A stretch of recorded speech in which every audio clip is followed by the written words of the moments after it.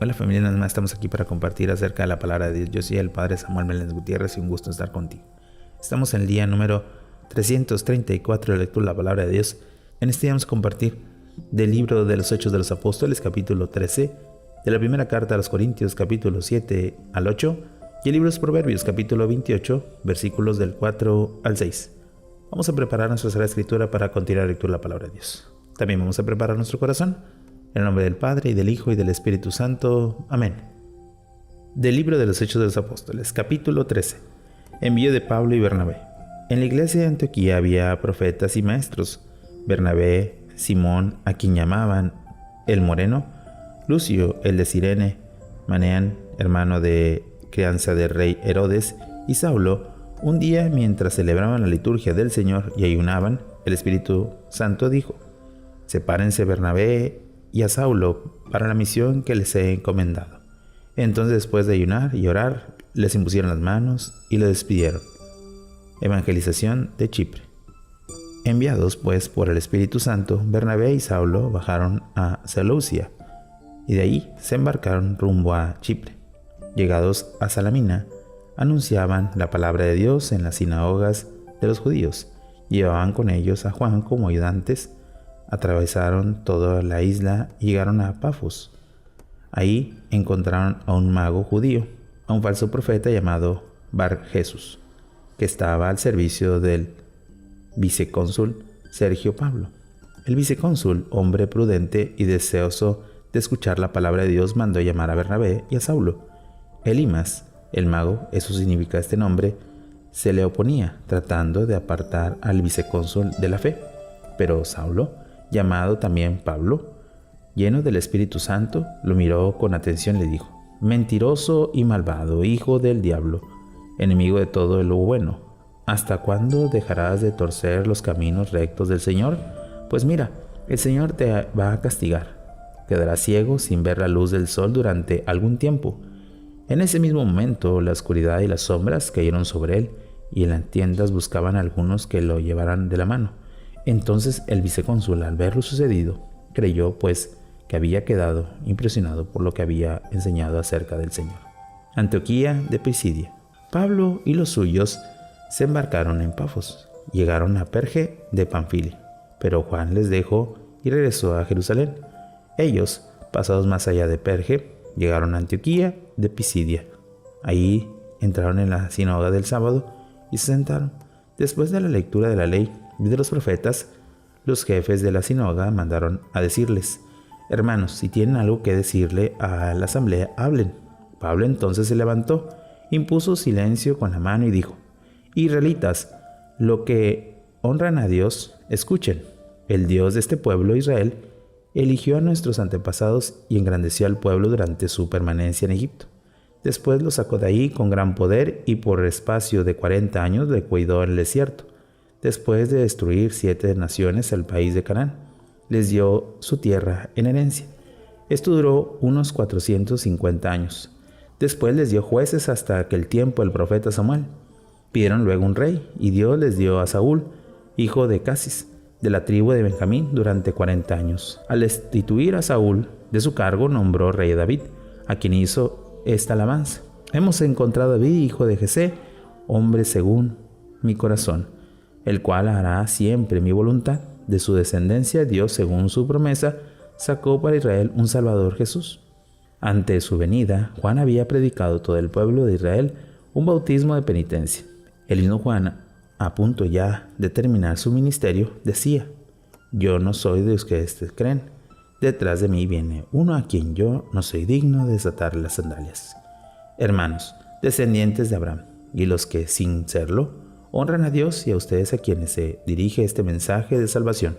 Ciertamente los habitantes de Jerusalén y sus jefes no reconocieron a Jesús, y al condenarlo cumplieron las palabras del profeta que se lee todos los sábados, sin haber encontrado en ningún delito que merecía la muerte, pidiendo a Pilato que lo mataran. Y después de cumplir todo lo que se acerca de él está escrito: lo bajaron del madero y lo pusieron en un sepulcro, pero Dios lo resucitó entre los muertos. Durante muchos días se apareció a los que habían subido con él desde Galilea a Jerusalén, los cuales son ahora sus testigos ante el pueblo. y nosotros les anunciamos esta buena noticia, que la promesa hecha a nuestros antepasados, Dios les ha cumplido entre nosotros, sus descendientes, resucitado a Jesús, como está escrito también en el Salmo 2. Tú eres mi hijo, yo te he engendrado hoy. Porque efectivamente lo resucitó entre los muertos para no regresar ya nunca más a la corrupción, conforme a lo que dijo. Les cumpliré la firme promesa que hice a David.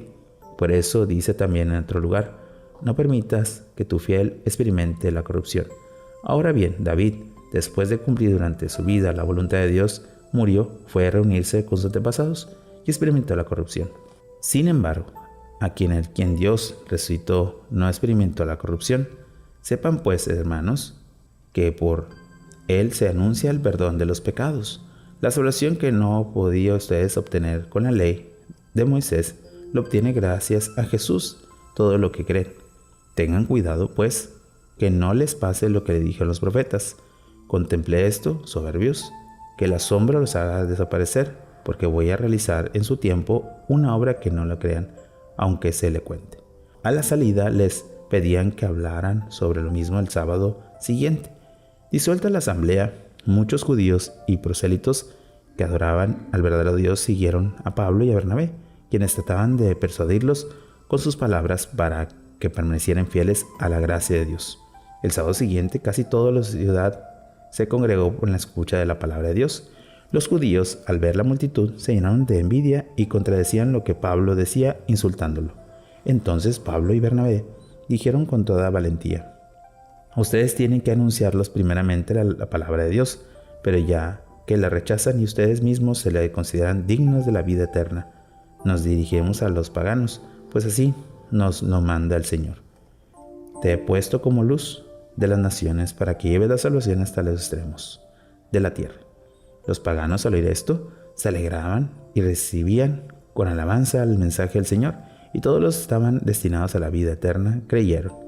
La palabra del Señor se difundió por toda aquella región.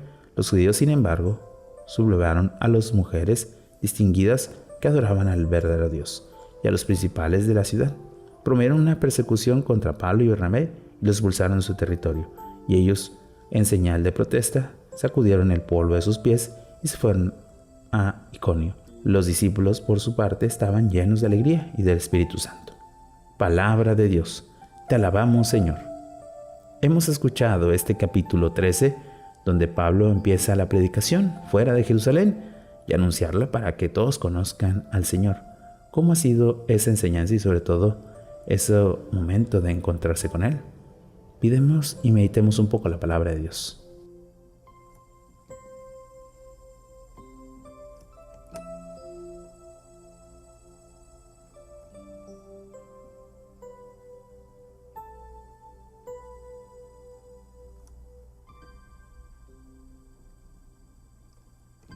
Habiendo meditado el libro de los Hechos de los Apóstoles, pasemos ahora a la primera carta a los Corintios, capítulo 7, sobre el matrimonio y la virginidad. En cuanto a los que me preguntan por escrito, está bien que el hombre renuncie al matrimonio, sin embargo, para evitar la lujuria, que cada hombre tenga a su esposa y cada mujer su marido, que el marido cumpla su deber conyugal con su esposa, igualmente la mujer con su marido. La mujer no es ya dueña de su cuerpo, sino el marido, como también el marido es dueño del cuerpo sino de la mujer. No se priven el uno al otro de la vida conyugal, a no ser de común acuerdo, y solo por cierto tiempo, para dedicar a la oración y vuelvan de nuevo a estar juntos. No sea que Satanás los arrastre al pecado al no poder contenerse. Les digo esto como concesión, no como mandato. Me agradaría que todos los hombres siguieran mi ejemplo, pero cada uno tiene de Dios su propio don, uno de una manera y otros de otra. A los solteros y a las viudas les digo que es bueno que permanezcan como yo, pero si no puedo guardar continencia, que se casen. Es mejor casarse que consumirse de pasión. No soy yo sino el Señor quien ordena a los casados que la mujer no se separe del marido, en caso de separación que no se vuelva a casar o que se reconcilie con su marido, y tampoco el marido se divorcie de su mujer. A los demás les digo yo, no el Señor, que si uno, cristiano, está casado con una mujer no creyente y ella acepta vivir con él, no se divorcie de ella. Y si una mujer cristiana tiene un marido y no creyente y él acepta vivir con ella, no se divorcie de él. pues el marido no creyente queda consagrado a Dios por la mujer y la mujer no creyente por el marido cristiano. De este modo, sus hijos permanecerán a Dios, mientras que de otra forma no permanecerían. Pero si el no creyente quiere separarse, que separe. En tal caso, el esposo cristiano o la esposa cristiana queda libre, pues el Señor no la ha llamado a vivir en paz. ¿Por qué? ¿Sabes tu mujer si salvará a tu marido? ¿O sabes tu marido si salvará a tu mujer? No cambiar el estado de vida sin motivo. Fuera de esto, que cada uno siga viviendo según el don recibido del Señor y en la situación en la que se encontraba cuando Dios lo llamó a la fe. En la norma que doy a toda la iglesia, algunos fue llamado entonces circuncidados, que no pretenda ocultarlo. Algunos fue llamados sin estarlo, que no se circuncide. De la misma estar circuncidado o no estarlo. Lo que importa es la observancia del precepto de Dios. Permanezcan cada cual en el estado en el que estaba al ser llamado a la fe. ¿Eres esclavo cuando fuiste llamado? No te preocupes, incluso aunque pudieras ser libre, haría bien en aprovechar tu condición de esclavo, porque la llamada del Señor conviene en libre al esclavo, y de modo semejante al que era libre, le convierte en esclavo de Cristo. Han sido comprados al buen precio. No se hagan esclavos del hombre, que cada cual, hermano, continúe ante Dios en el estado que tenía al ser llamado a la fe. El caso de los solteros y las viudas. Acerca de las personas solteras no tengo ningún mandato del Señor. Doy, sin embargo, mi consejo como quien, por la misericordia del Señor, es digno de confianza. Sigo creyendo, en efecto, que debido al momento excepcional que vivimos, es bueno que el hombre permanezca como está. ¿Estás casado? No busques en separarte. ¿Eres soltero? No busques mujer. Aunque si te casas, no pecas, y tampoco peca la virgen si se casa. Quisiera, sin embargo, evitarles las dificultades que estos sufrían en la vida. Les digo, pues, hermanos, que el tiempo se termina. En lo que falta, lo que tienen mujeres vivan como si no lo tuvieran, los que lloran como si no lloraran, los que se alegran como si no se alegraran, los que compran como si no poseyeran, los que disfrutan el mundo como si no disfrutaran, porque la apariencia de este mundo pasa. Quiero que estén libres de preocupaciones, y mientras el soltero está en situación de preocuparse de las cosas del Señor y de cómo agradarle a Dios, el casado debe preocuparse por las cosas del mundo y de cómo agradarle a su mujer, y por esto está dividido. Igualmente, la mujer sin marido y la muchacha virgen están en situación de preocuparse de las cosas del Señor, consagrándose a Él en cuerpo y alma. La que está casada, en cambio, se preocupa de las cosas del mundo y de cómo agradarle a su marido. Les digo esto no por atenderles como trampa, sino para que se aproveche teniendo en cuenta de lo que es noble y fácil la dedicación en plena del Señor. Sin embargo, si algunos consideran que no se portan bien con su hija virgen, pues ya ha pasado el flor de la edad y conviene casarla, háganla al que quiera, que se case. Ningún pecado hay en eso.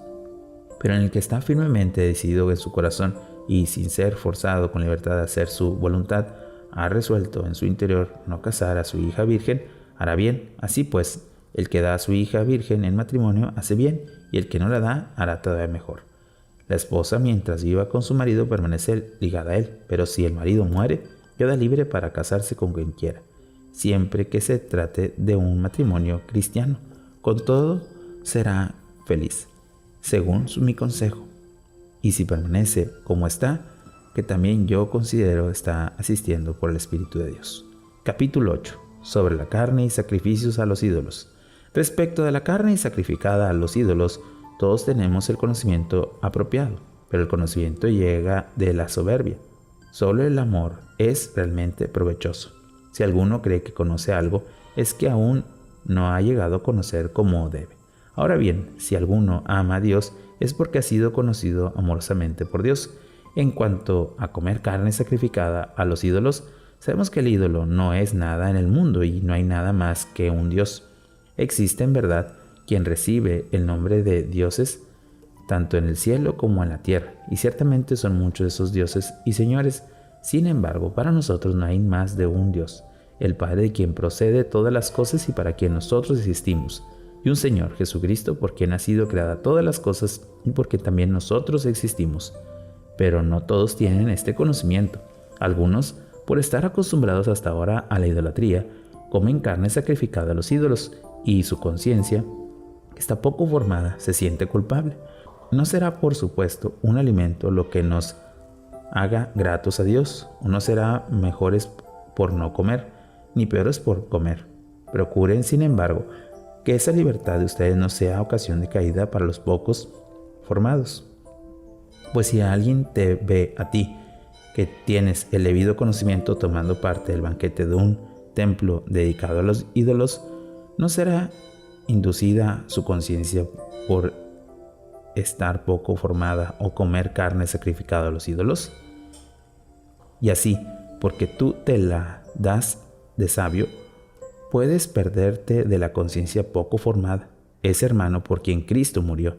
Por eso, pecando contra los hermanos e hiriendo a su conciencia poco formada, pecan contra Cristo. Por tanto, si por tomar un determinado alimento pongo a mi hermano en ocasión de pecado, jamás tomaré ese alimento, para no ponerlo en peligro de pecado. Palabra de Dios, te alabamos, Señor.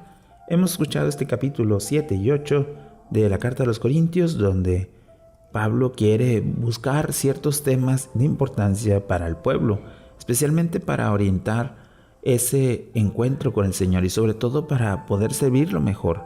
¿Cómo es que nosotros hay temas que a lo mejor no hemos entendido y necesitamos una explicación más sencilla? Busquemos así el formar nuestras conciencias para que así conozcamos y sobre todo busquemos la orientación hacia Dios. Meditemos un poco la palabra de Dios.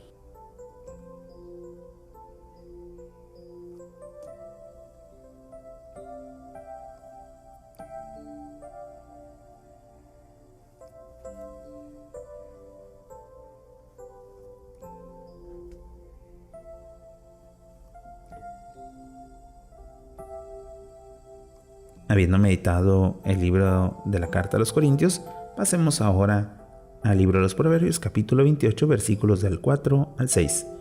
Los que abandonan la ley aplauden al malvado y los que observan se indignan contra él. Los malvados no entendían la justicia, los que buscan al Señor la entendían todo. Más vale pobre el conducta íntegra que rico malintencionado. Palabra de Dios, te alabamos, Señor. Oración final. Señor, que nuestra intención siempre esté buscándote a ti y sobre todo alcanzando tu gracia para alcanzar tu amor y tu misericordia y sobre todo no pecar con nuestras obras, pensamientos o acciones. Tú que vives y reinas por los siglos de los siglos. Amén.